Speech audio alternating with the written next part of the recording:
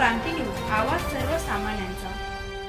सुरगाणा तालुक्यातील बारे येथील रहिवासी सुनील राऊत यांच्या राहत्या घराच्या पाठीमागे असलेला दरवाजा उघडून 10 नोव्हेंबरला 13 लाख रुपये किमतीचा ऐवज व रोख रक्कम चोरी प्रकरणातील आरोपी अरुण अंकुश दाभाडे, केळीवाडा, साईनाथनगर, नांदूर नाका, नाशिक या स्थानिक गुन्हे शाखेने ताब्यात घेतले असून चौकशी केली असता त्यांनी चोरी केल्याची माहिती समोर आली आहे।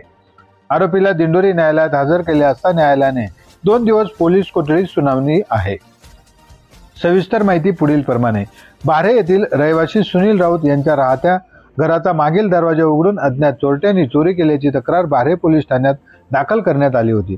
या अनुषंगाने पोलिसांनी तात्काळ चक्र फिरवत सदर गुन्ह्यातील आरोपी, गुन्हा करण्याची पद्धत व तांत्रिक पुराव्यांच्या आधारे माहिती घेतली असता सदर गुन्ह्यातील आरोपी हा नाशिक शहरातील सराईत गुन्हेगार असल्याची खात्रीशीररित्या समजले। त्यावरून स्थायी शगाचे पथकाने नाशिक शहरातील नांदूर नाका परिसरात सापळा रचून सराईत गुन्हेगार अंकुश दाभाडे यास ताब्यात घेतले।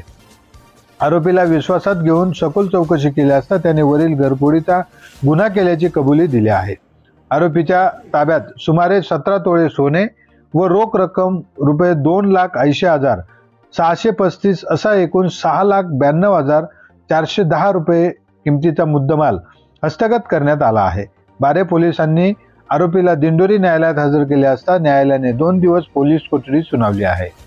नाशिक ग्रामीण जिल्हा पोलीस अधीक्षक विक्रम दशमाने, अपर पोलीस अधीक्षक आदित्य मिरखेलकर यांच्या मार्गदर्शनाखाली स्थानिक गुन्हे शाखा व बारे पोलीस ठाण्याचे सहाय्यक पोलीस निरीक्षक सोपान राखोडे, शिवाजी ठोंबरे यांनी कारवाई केली आहे।